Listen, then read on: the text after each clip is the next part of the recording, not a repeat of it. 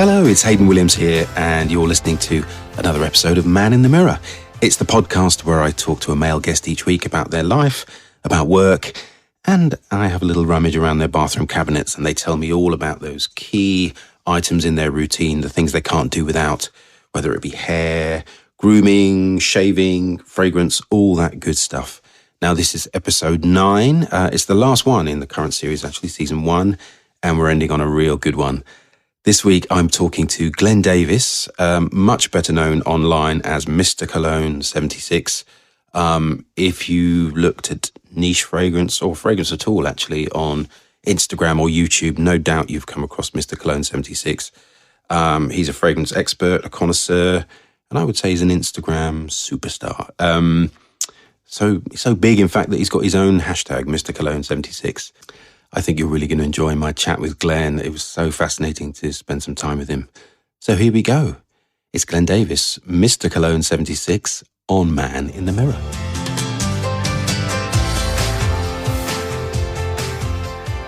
Welcome along to another episode of Man in the Mirror. It's Hayden Williams here, and I am delighted to be joined this week by Glenn Davis, known much better online as Mrcologne76. Hi, Glenn. How you doing? Thank you for having me. I'm really well.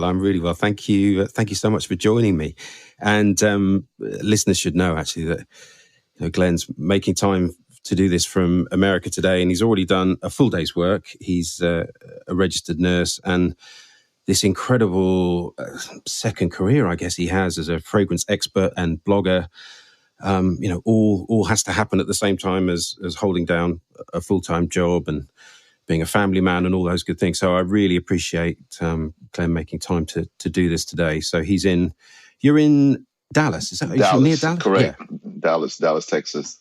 So it's Dallas daytime, London evening. And fantastic to have Glenn on. And originally, Glenn, if I'm right, you're from Trinidad and you moved to the States as a teenager. Is that right? That's correct. I was just about 17 when my family relocated to New York. Wow. And so did your interest in fragrance date right back to childhood?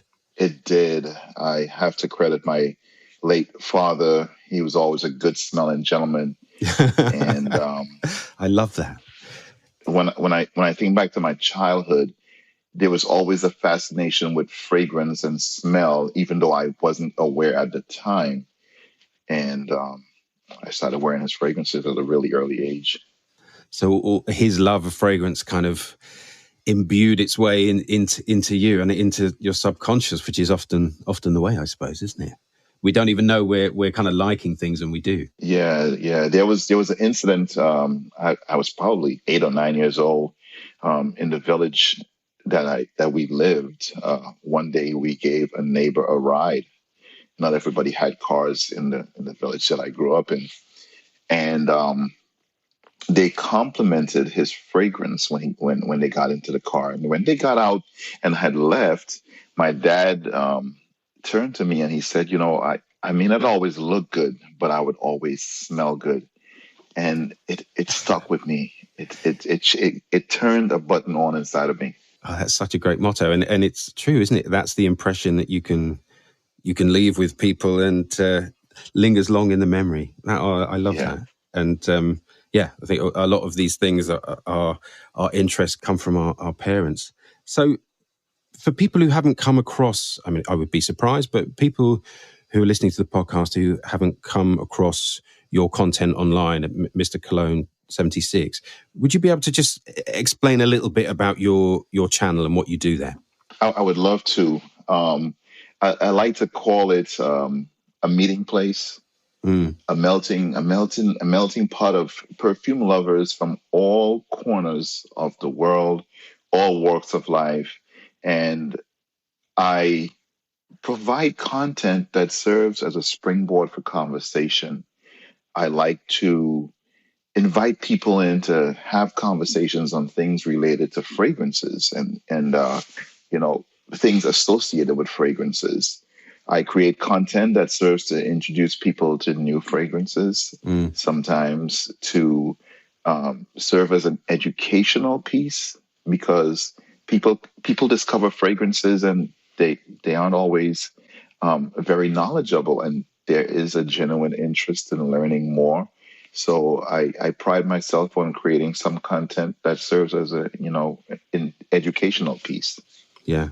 Well, Glenn's far too modest, I'm sure, to let us know. But I mean, there's nearly 50,000 followers on Instagram, and I'm sure he won't mind me saying, but he's absolutely a real sort of beacon in the fragrance community. And I can only speak for myself. I mean, I started, so my interest was, as I've said before in this podcast, was much later in life than Glenn's was. I think it was always there as a sort of interest in the background, but starting to look at the notes in fragrance and get more engaged and interested only really happened a few years ago. But anyway, in lockdown, I started to look at fragrance content a bit more on Instagram and think about starting a page. And Glenn, as Mr. Cologne, it's the place to find out about fragrance and particularly niche fragrance. But more than that, as he said, there's this sense of community there. There's obviously a hashtag Mrcologne76, and I guess I saw that before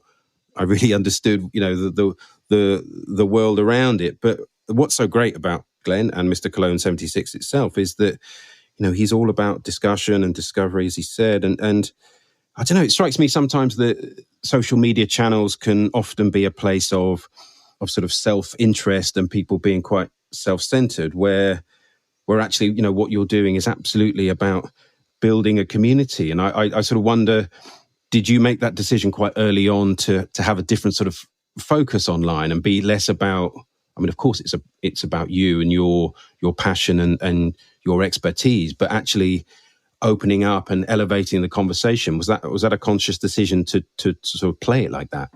That's a really good question. And the truth is, it developed in a couple of different stages. So initially, the reason why I started creating content was because one of my friends said to me one day, you have a lot of followers, but you're not connecting with your followers. At the time, I had probably 2,000 followers. And I guess for most people that do social media casually, 2,000 followers are a lot. So when she told me that, I wanted to know, well, what does connecting with your audience really mean? And I sort of drilled down, and I started looking at YouTube videos and reading books, and I started being more intentional with my content. And I really enjoyed the conversation that was happening on social media. So that was kind of my driving force.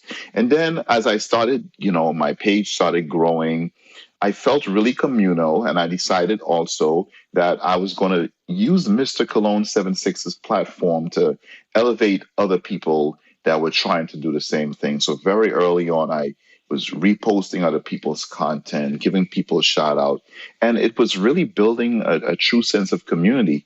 And in 2019, I went to Milan to Aix-en-Provence, and I was just overwhelmed by the response that people had towards me. I mean, for all intents purposes, I was treated like a sort of celebrity, but I'm the same person. I don't doubt it. I'm still, still the regular Glenn, and I'm still Glenn. I still go to work every day. I still put my pants on one leg at a time. But I realized that people were really admiring what I was doing, and that kind of fueled the fire to really foster this sense of community.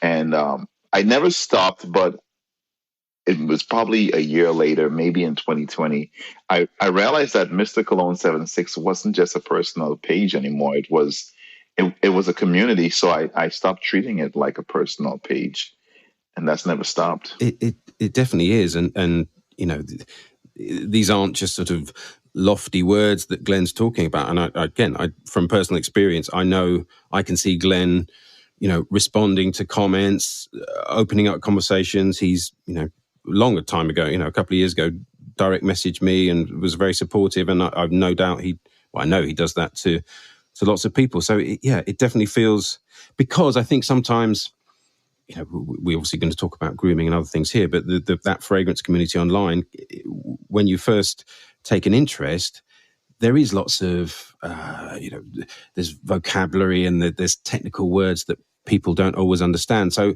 it's so great to have this platform that feels quite democratic and open, and that you can't, that you're not an idiot and you're not saying wrong things, and that your opinion on something is valued. So it feels like a real safe space for perfume lovers, and I know it's growing all the time, and if you come to this podcast and through a lens of grooming or hair care or something else, then I definitely recommend you have a look at Glenn's content as Mrcologne76, because for a start off, I've learned so much, and again, I think it's very humbling. It feels like from someone like Glenn, no one's professing to be the ultimate expert that knows everything. There's always people to learn from, and there's always new things to learn about, which is what makes it such a sort of wonderful hobby or interest. So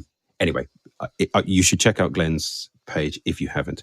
But Man in the Mirror, as you know, Glenn, the idea is to find out about a guest, find out about their work and who they are, but also to get some recommendations on products that really work for you, things that you might use in your daily or nightly routine that you might want to pass on and say, look, I think this is a good product and it works for me because.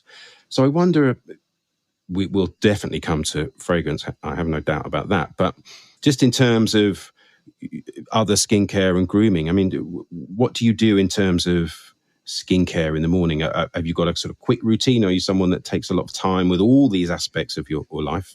How do you deal with skincare? It's kind of ironic that you're bringing up skincare. I recently got married. Congratulations. And, thank you. To Kimberly, who's also online as Nosey Couture. Is that right? Yeah. Correct, Nosey Couture. Yeah. And I've only really started taking care of my skin. Sad to say, I was one of those people that whatever soap I was using on my body also washed my face and my head. Yeah, it went on the face too. And I didn't put anything on my face. I would, if I put lotion on every time I shower, so whatever lotion I'm using usually went on the face. And she is really particular about her skin. She has, between me and you, too many products. She has too many skincare products, if you ask me. She dominate the bathroom. Yes. Well, fortunately, we have our own counters. But oh, there you go. It started rubbing off on me. I started asking questions. Why are you using this, and why is that important? And one day I came home and there was a skin moisturizer on my counter. So I started putting it on, and then I bought some products for my beard recently, but they included black African soap. And I learned that was really good for the face. It didn't contain the harsh chemicals. So, I started washing my face with that as long as I could remember to not, put the regular soap on my face. I would use that on my face. And then, she bought me a lotion for my face, a moisturizer for my face that was specifically for nighttime. Okay. And then I learned that, traditional pillowcases also pull a lot of moisture from your face. Yes, that's right. So I started, and especially for the beard also, a cloth, the traditional pillowcases would just pretty much suck all the moisture out your hair. So I'm a little embarrassed to say I've been sleeping on a silk pillowcase. Don't be. It's great. For the past couple of months in order to do better. So, in terms of routine, I have a day moisturizer. I have a nighttime moisturizer. I've been using the black African soap to clean my face. And sometimes especially if I'm going to be going out, I put on a sunscreen. I have a face moisturizer that has a sunscreen. So lo and behold, all this to say, I think it's making a difference. Do you? You're noticing it? Yeah, I think it's making a difference. It's not, drastic. It hasn't taken off, 10 years, but I've noticed some differences. Little incremental differences. Yeah, yeah. And are there certain brands that you've been impressed by, or is it kind of different ones? So I have a Neutrogena moisturizer that I've been using. Uh-huh. Um, and I don't even know the name of the one that I'm currently using. She bought me one that has the day and the night Yeah. version. Oh, don't worry. Honestly, I didn't even pay attention to the brand of the moisturizer. But it's doing its job. That's the main thing. I feel like it is. I noticed that when I wake up in the morning, my face, like the traditional wake up face, Yeah. isn't as pronounced. Interesting. Isn't as pronounced. Yeah, because before I could wake up in the morning and even after a shower and getting ready for work, you get to work and you still kind of have some evidence of like you just woke up, but Yeah. now I wake up and my face isn't as puffy. The dark circles below my eyes seem to have lightened up a little bit. My skin feels softer, and I've only really just started using moisturizer and trying to use a decent soap. Yeah, it's great. And I can see Glenn on screen. You won't be able to see him through your headphones unless you've got some magic headphones. But he's got a very impressive beard. Tell me about your beard care, Glenn. What do you? I mean, it looks well. It's a beautiful beard, but it's neat. So it looks like you. It takes a bit of looking after, I would say. I do take care of the beard. I take pride in my beard because the hair doesn't grow on top that well. So yeah, I started. So what do you use in there? So I've been using a company called Nature Boy. I discovered them on YouTube. So Nature Boy, I was specifically looking for black beard care because our hair is different, and several videos had referred to this brand. So when I got on Instagram to look them up, they had an Instagram page, so I bought their product. So their product is a 3-step kind of routine. So when I shower, I use a leave-in conditioner. Yeah. So I kind of get that mixed into the beard, and then they have a beard balm. Right. And then they have a beard oil. So most often I mix the beard oil and the beard balm, get that going, work it into the beard, and then I hit my beard with just some medium heat with a blow dry just to kind of get it to full back out. Yeah. And and that's been working really well. My beard has stayed moisturized. It doesn't feel hard and wiry. I had to learn that even a beard needs to be cared for. You can't just shower and go. I try to make sure. No, you're absolutely right. I try to make sure at night when I lay down that I put the moisturizer in there, the leave-in conditioner in my beard, because I recently learned that your hair grows at night, so you want to provide it with the nourishment at night. And you have to look after the skin that's underneath the beard as well. Yes. You don't want it sort of too much sort of dry cells. Absolutely, and skin and stuff, absolutely. And so my beard is never itchy. I don't have skin flakes coming out. Like it's really supple under there. Well, I've got some serious beard envy. It's a magnificent beard, ladies and gentlemen. Thank you. So I want to talk to you a bit more, obviously, about fragrance, and I guess we could talk for hours, and I can see again, very frustrating if you're just listening, but behind Glenn's head, you can see this most incredible collection, and again, if you find any of his YouTube videos or check him out on Instagram, you'll see this incredible collection. I mean, it's hundreds of bottles. So we obviously can't get into, what you wear every day of the years. But I think, so we're here in July. I suppose what I'd love to know is today, what would help you make that decision about your fragrance for any particular given day, and that day being today? What's your sort of thought process in terms of your choice? Is it about the mood you're in, or the season, or something you've checked out online? How do you make that decision with such a vast collection? That's a good question. I have some days that are free days, meaning I get to wear, whatever my little heart desires. What you like. And then I have some days that are working days where I'm evaluating a fragrance. Sure. Checking it out to see how it unfolds, how long it lasts. Does it offer compliments? Do I notice differences in the, from the opening to the first part of the heart of the fragrance?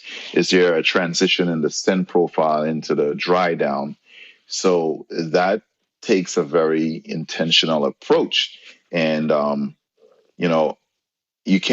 I don't like to do it all in one sitting. So sometimes I just wear a fragrance just to see, how I feel about it.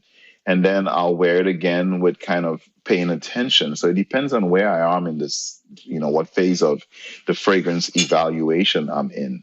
So that oftentimes dictate what I wear. And sometimes at home, I'll let my wife pick my fragrance because I like to be surprised by what she chooses. And, sometimes she brings a fragrance and I'm like, I probably wouldn't have chosen that to go to bed, but she liked it. She chose it. I'm going to wear it. So I like that element of, all right, let's see what she's going to pick for me to wear. Yeah.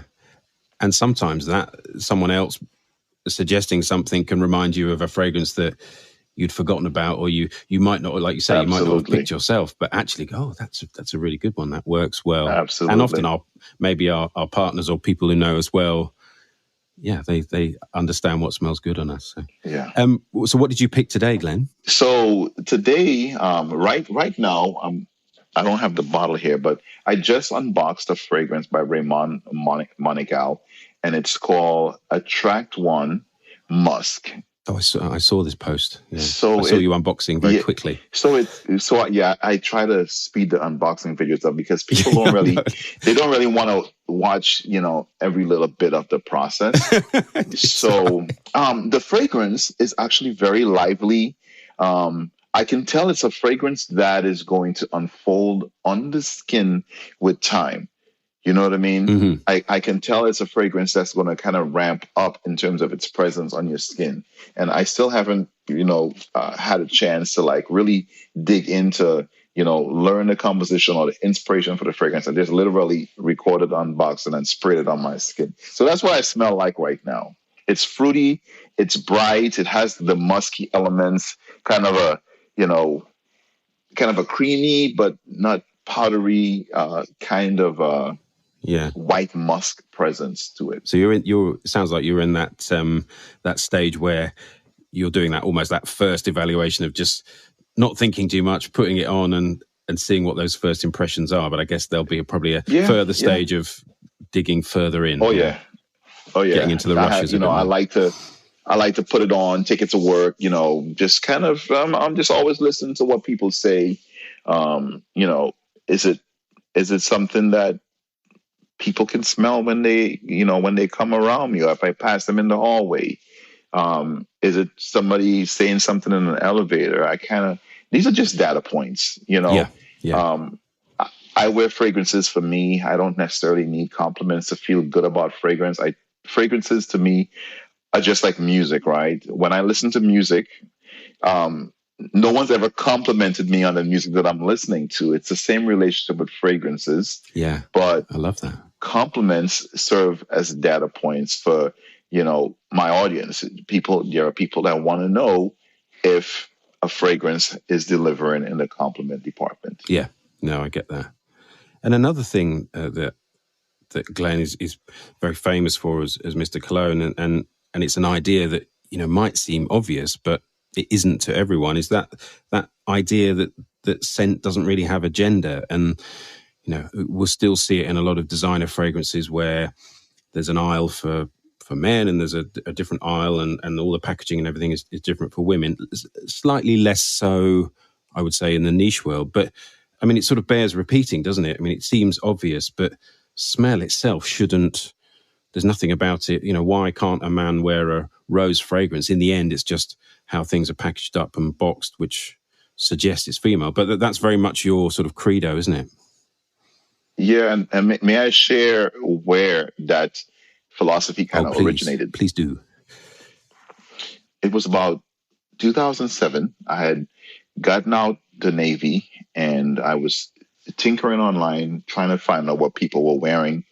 I discovered this Facebook group that a lot of people were, they were swapping, selling niche perfumes. 2007, my world turned upside down because I started hearing about Frederic Malle and Serge Lutens, Tom Ford.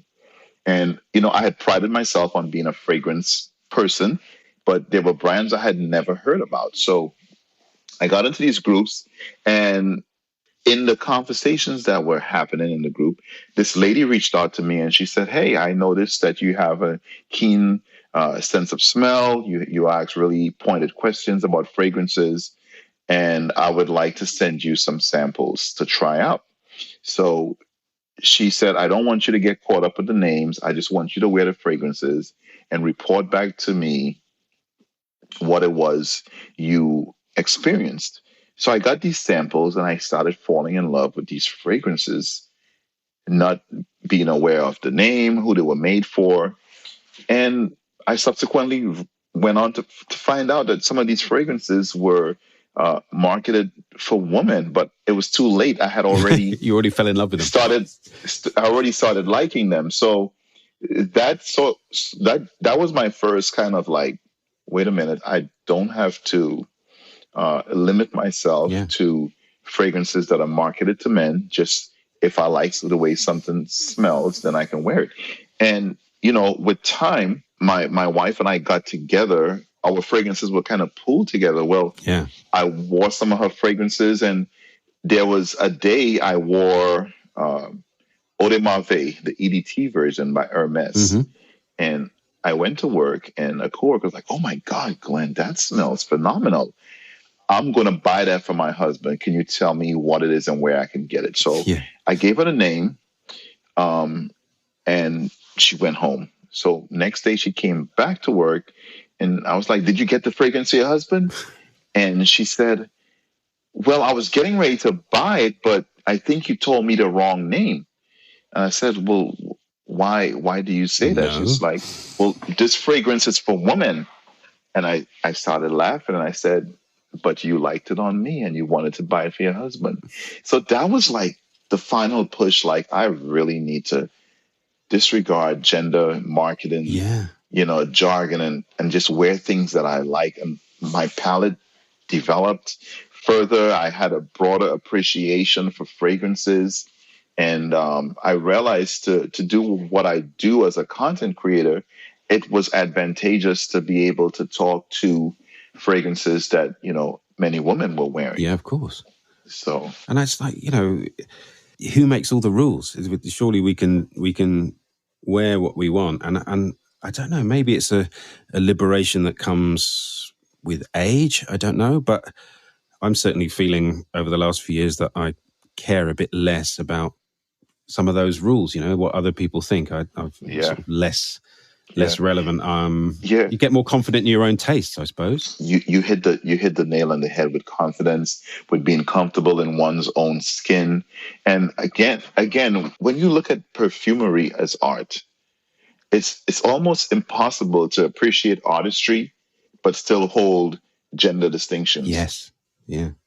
It's impossible to go to a gallery and look at paintings and go, "Oh, that's, that painting is for men." Yeah. Or this painting or this sculpture. Doesn't matter. So, it really depends on where you are in your fragrance journey. And I tell people, I'm not here to tell people to disregard their personal tastes and preferences, but I am here to tell people that they should liberate themselves. They should wear things that they enjoy and not feel restricted because it was marketed or it's part of some brand's feminine collection or masculine collection. Just be able to open your mind a bit more, I think. Absolutely. And sort of linked to that, you've been blogging and content creating for obviously over 10, 15 years now.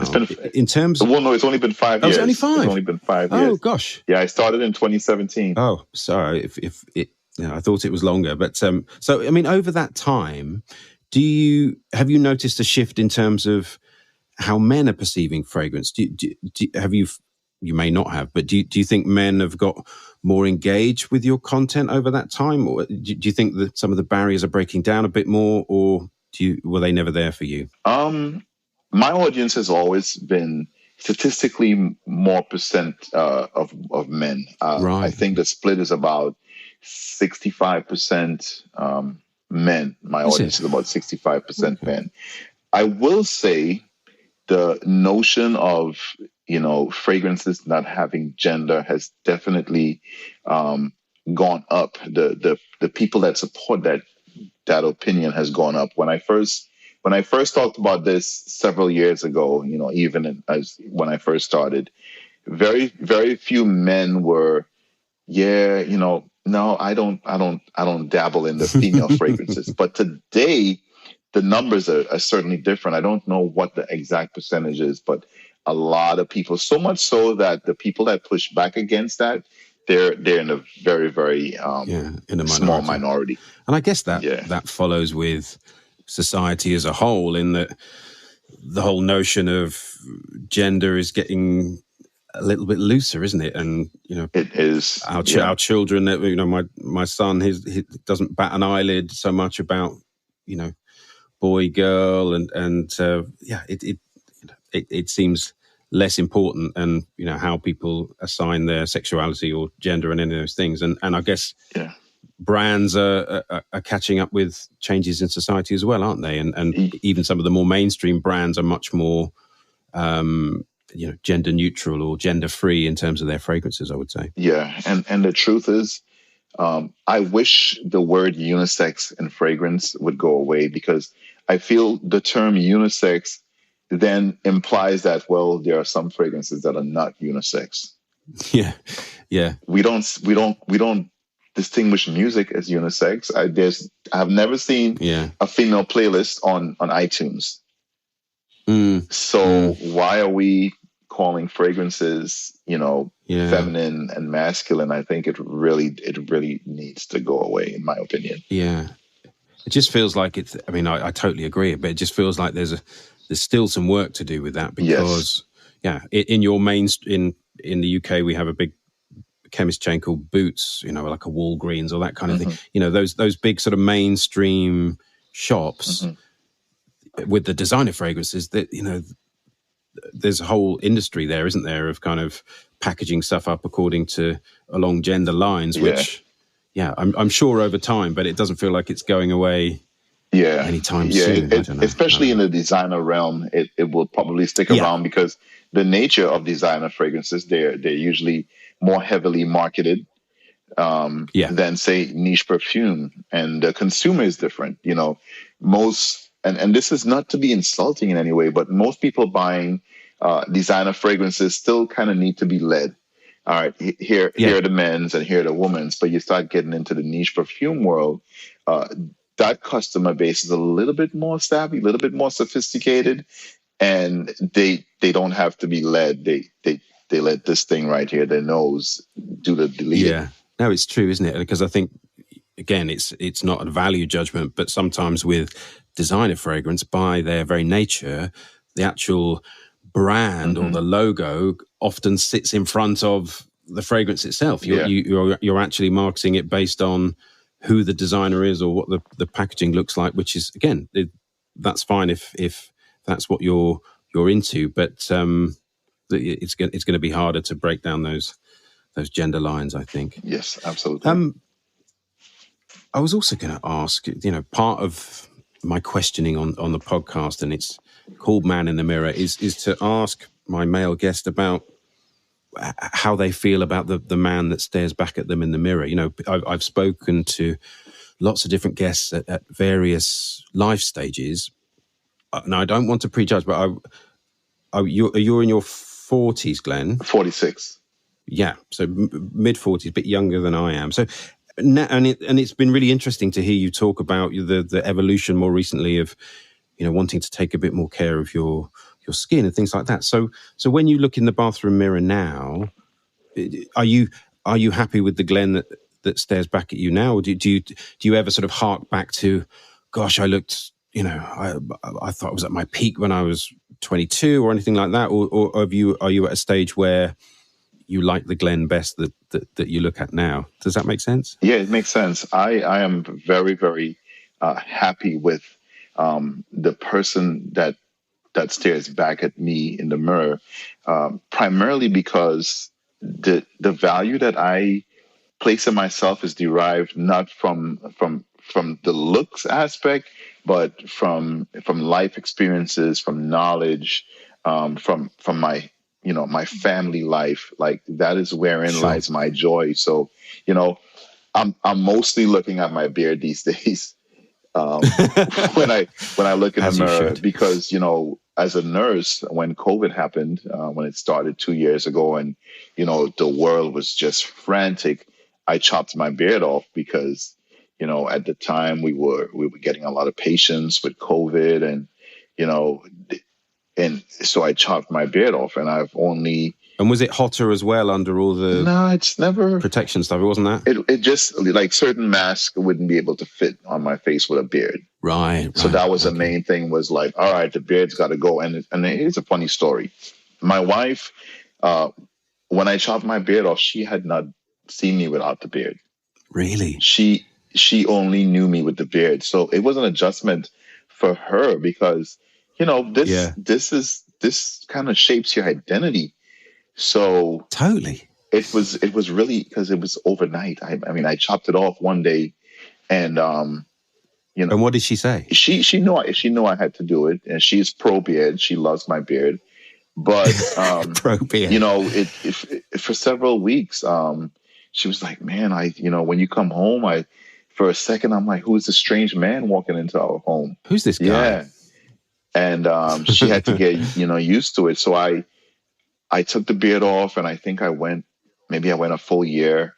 Then I started growing it back, and we had a flare up of COVID, and I took it off again. And, things are more under control, knock on wood. So I decided to grow it out. I wanted to have the beard for my wedding.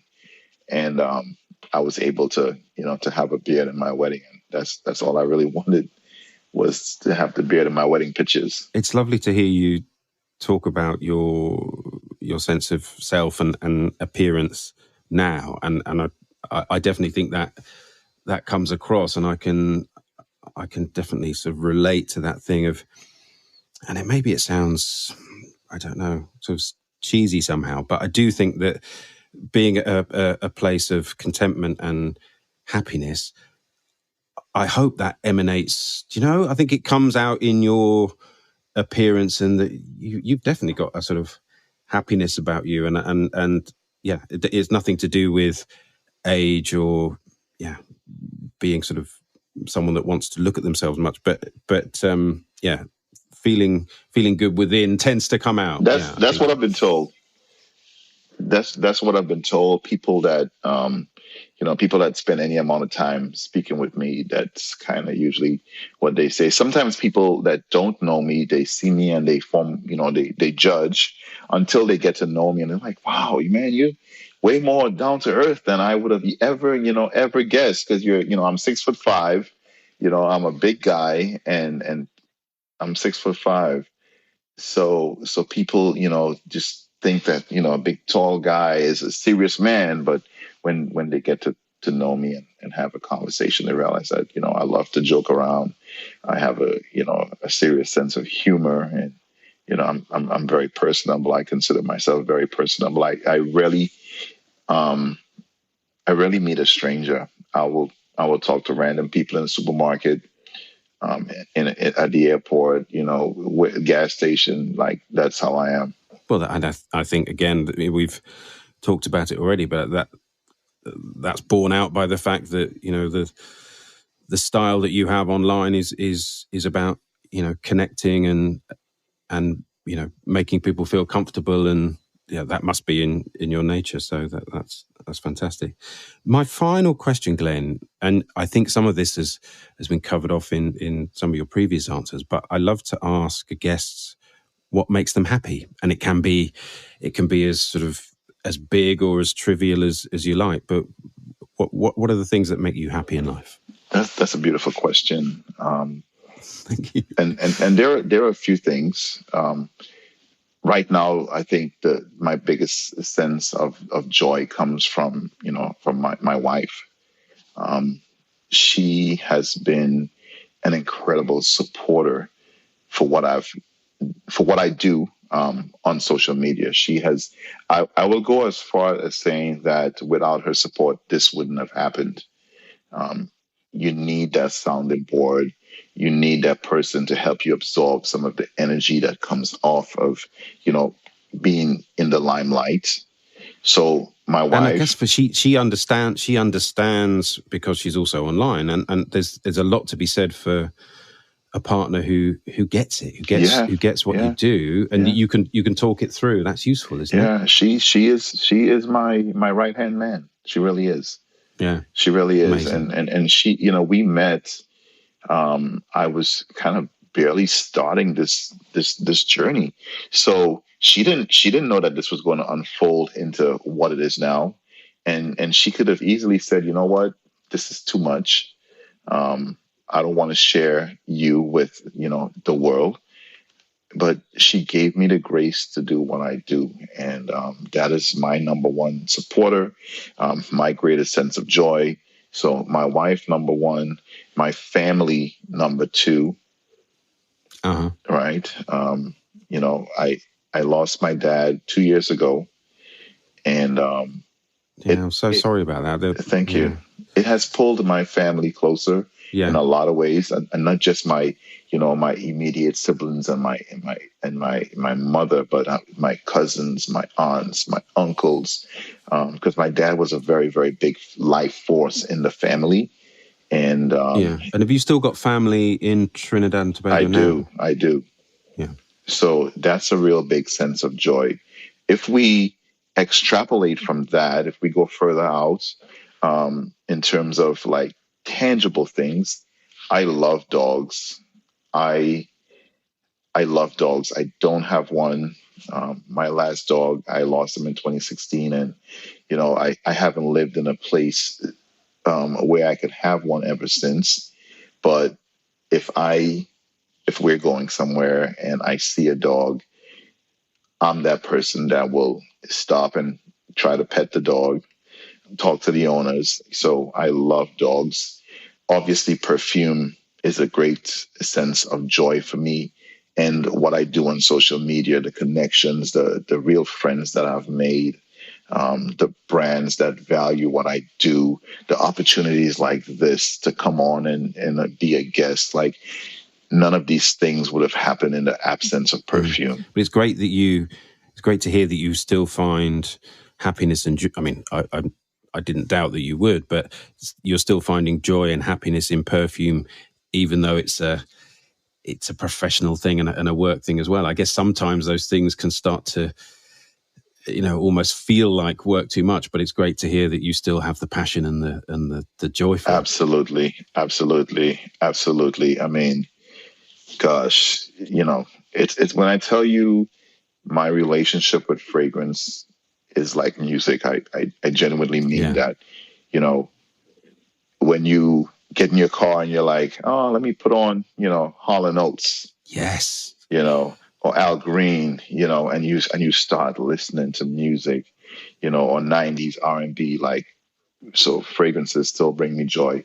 I love learning. I'm always reading a book, always reading a book or three.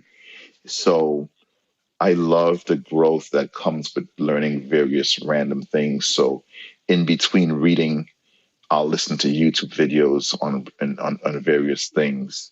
My relationship with the Lord hasn't always been the best, but I recently started back reconnecting with my spiritual side, and that's been it's been so enriching. It's been so soothing. It's been so balancing that certain things don't really bother me, because I know I have I have someone above, looking down and ordering my steps. So, those are some of the things that bring me joy. Well, Glenn, it's been so wonderful to talk to you, and I really appreciate your your honesty and your enthusiasm for fragrance. And yeah, I'll say once more, people should check out Mrcologne76 if they haven't already. But I mean, you've shared so much joy, and it's been so lovely to hear a little bit more about the background and about the man. So thanks for your time, Glenn. I know you've got a very busy schedule, so I really appreciate you spending some time with me on Man in the Mirror. And take care. I'll see you again soon. My pleasure. Thank you, Hayden. See you soon. Thanks, Glenn. Bye-bye. My thanks to Glenn, Mrcologne76 himself. Oh, what a great way to end the season. Such an interesting guest. And yeah, I mean, maybe I was fanboying a bit too much, but yeah, I think in terms of niche fragrance on Instagram, if that's your jam, most people know and love what Glenn does as Mrcologne76. And, genuinely, it's about the community and asking questions and elevating the conversation, which he does so well. So you will find Mrcologne76 on Instagram at Mrcologne76. It's a great place to find out about niche perfume. His wife, Kimberly, is Nosey Couture on Instagram. What I'm going to do is put some of the products that Glenn mentioned in the show notes, so you'll find them there. Thank you so much for joining me on this first season of Man in the Mirror. I've been kind of learning as I've gone, and I've really enjoyed it. And the guests have made it. And deliberately, I'm trying to set up a platform here where it's about the guest and me finding out from the guests. So I hope you've enjoyed it. There'll definitely be more. I'm going to take a short summer break. I'll come back for a season 2. But in the meantime, if you would be so kind, it would be great if you could rate or review on your chosen podcast service. And you can follow me at Man in the Mirror Pod on Instagram. Thanks to Glenn, Mrcologne76, and thanks to you. And I'll see you again really soon for season 2. But for now, it's me, Hayden Williams, signing off from Man in the Mirror. You take care. Goodbye.